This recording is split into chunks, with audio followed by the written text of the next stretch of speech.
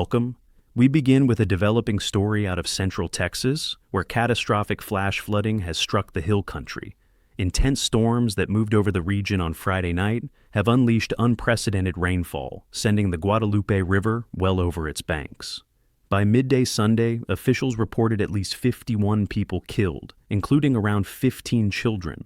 The hardest hit area is Kerr County, northwest of San Antonio, but neighboring counties have also suffered losses. This sudden disaster has overturned cars, destroyed homes and camps, and swept away anything in its path.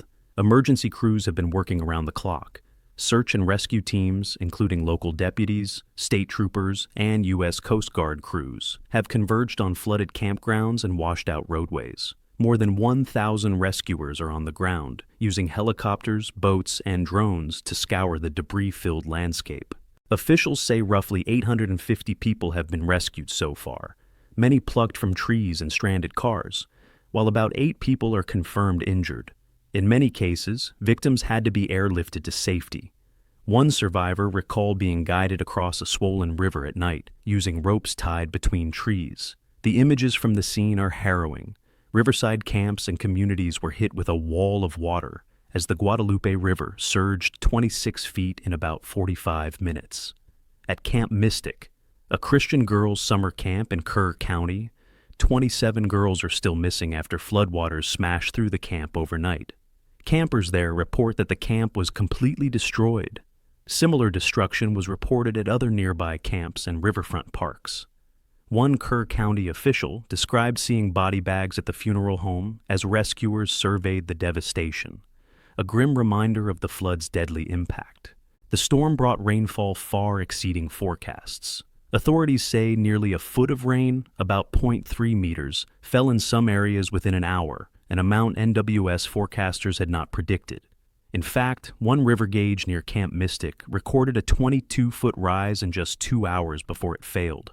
Earlier in the week, officials had only expected 5 to 6 inches of rain. Flash flood watches and warnings were issued for tens of thousands of residents ahead of the storm. By Friday night, a flood watch was upgraded to a warning covering about 30,000 people in central Texas. Despite the alerts, the sudden intensity caught many off guard.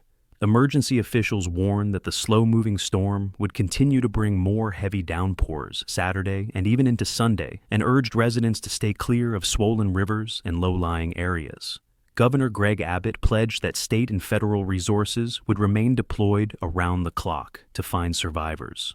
He also declared Sunday a day of prayer for those affected.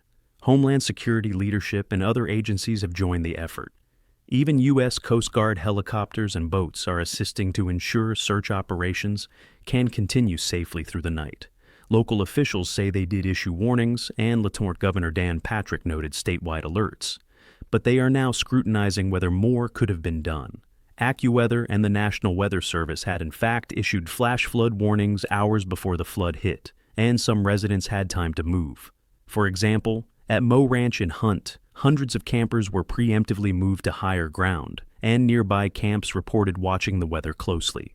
However, Kerr County's top official acknowledged no local flood siren system exists along the river, and some people say they received no emergency alert on their phones before the deluge. Officials admit this was a once-in-a-century downpour, but families are still demanding answers about the warnings and preparedness.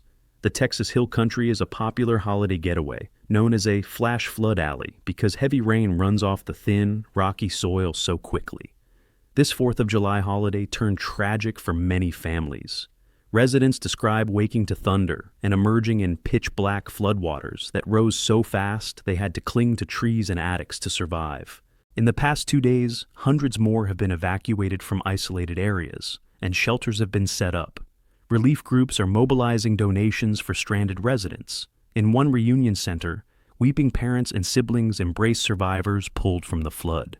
Community leaders say recovery will be a long, toilsome task, but they are heartened by the outpouring of help from around Texas. As search teams continue their work, authorities warn the toll could climb higher.